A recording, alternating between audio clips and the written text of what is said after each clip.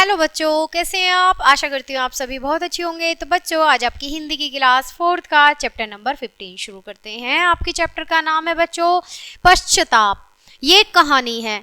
तो बच्चों, जो कहानी का नाम है पश्चाताप, यानी हमसे कोई कार्य हो जाए, कोई भूल हो जाए, किसी का नुकसान हो जाए तो हम क्या करते हैं, हमें बहुत बुरा लगता है कि हम उसका क्या करें, पश्चाताप, या फिर जानबूझकर की गई गलती का भी हम पश्चाताप करते हैं। जब हमें रियलाइज होता है, हमें लगता है कि ये हमने गलत करा। चलिए कहानी को शुरू करते हैं बच्चों। वह बहुत सुंदर और अच्छा बालक था। उम्र यही कोई 10-12 वर्ष। शंकरलाल बाबू उसे श्यामू कहकर बुलाते थे। जो श्यामू थे उन्हें क्या कहकर बुलाते थे, वो बुलाते थे श्यामू। ठीक है, वैसे उसका नाम था श्यामचरण। वह शंकरलाल बाबू के बड़े भाई दीनदयाल बाबू का बड़ा प्यारा नौकर था।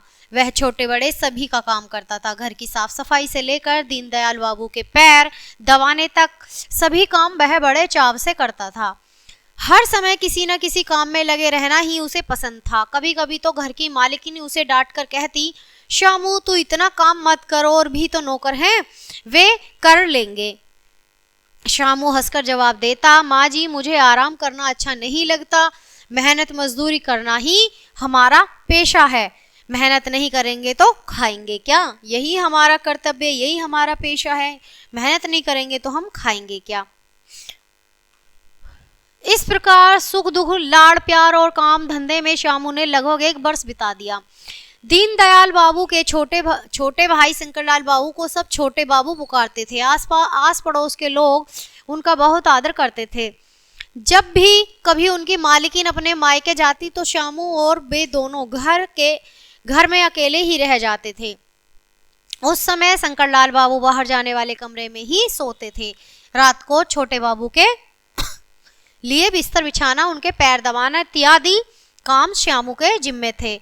बाद में जब वह अच्छी तरह से सो जाते तब श्यामू बगल की कोठरी में जाकर सो लेता। उस दिन शंकरलाल बाबू को दावत के अवसर पर कहीं जाना था। घर में खाने के लिए मना कर दिया। पत्नी मायके गई हुई थी, इसलिए श्यामू को रोज काम करके सो जाने के लिए कह दिया। शाम होते होते श्यामू के सिर में दर्द होने लगा। वह समझ गया कि बुखार आने वाला है, क्योंकि पहले भी कई बार ऐसा हो चुका है कि उसे बुखार का पूर्वानुमान हुआ है, यानी उसे आभास हुआ है कि मुझे बुखार होने वाला है। श्यामू से जब बैठा न गया तो वह जाकर सो गया।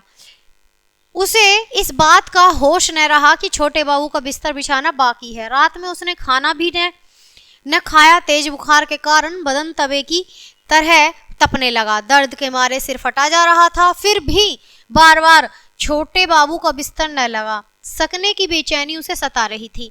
न जाने कब तड़पते तड़पते उसकी आंख लग गई।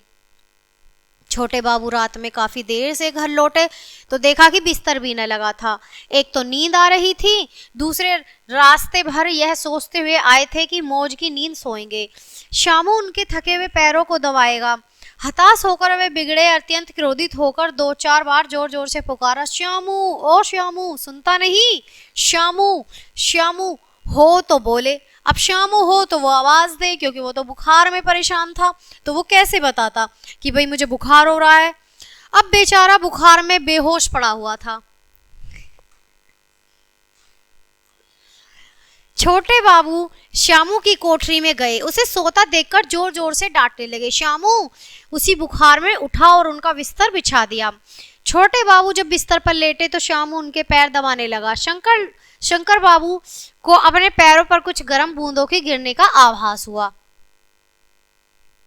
गिरते आंसुओं से उन्हें लगा कि श्यामू की तबीयत ठीक नहीं है। वे स्वयं उसका हाल पूछकर अपने को नीचा नहीं दिखाना चाहते थे। आखिर मालिक और नौकर का रिश्ता था। अब देखो, बाप बेटे का रिश्ता तो था नहीं, मालिक और नौकर का था, तो वो तो मालिक की उसमें रहेंगे ना, धारणा में। उन्हें यह बात अंदर ही अंदर कमजोर किए जा रही थी कि उन्होंने श्यामू को इस तरह डांटकर और उसे गहरी नींद से उठाकर अच्छा नहीं किया। उन्हें अंदर से पछतावा हो रहा था कि मैंने श्यामू के साथ गलत की व्यवहार करा। अब आगे होता क्या है बच्चों कि वह शामू से बात तो करना चाहते थे, लेकिन उनके अंदर का अहंकार उन्हें रोक रहा था।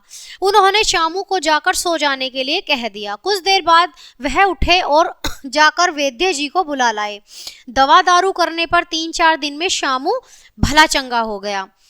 अब तक छोटे बाबू की पत्नी भी मायके से वापस आ चुकी थी। उन्हें अपने पति के किए बर्ताव पर बहुत पछतावा हो रहा था। उन्होंने शामू की पूरी देखभाल की। 5वें दिन शामू चाय लेकर छोटे बाबू के कमरे में गया। उसके कमजोर और दुबले पतले शरीर को देखकर छोटे बाबू को अपनी करनी पर इतनी ग्लानि हुई कि उनके मुंह से निकल ही गया, मुझे माफ कर दो शामू। उन्होंने अपनी माफी मांग ली शामू से, क्योंकि उन्होंने क्या करा था, वो जब शामू को बुखार चढ़ रहा था तो उन्होंने उसे बुखार की स्थिति में, लेकिन उनकी भी गलती नहीं थी, उनको पता नहीं था, लेकिन जब बाद में पता चला तो उन्होंने उसको माफी भी नहीं मांगी। तो ये अंदर से उसे ग्लानि हो रही थी उनको, फिर उन्होंने शामू से माफी मांगी। तो बच्चों कैसे लगा हमारा पाठ? मैं आशा करती हूँ कि आपको बहुत अच्छा लगा होगा, अच्छे से समझ आया होगा। चलिए पाठ को खत्म करते हैं, मिलते हैं आपसे अगले पाठ में। तब तक के लिए बाय, थैंक्स फॉर वॉचिंग।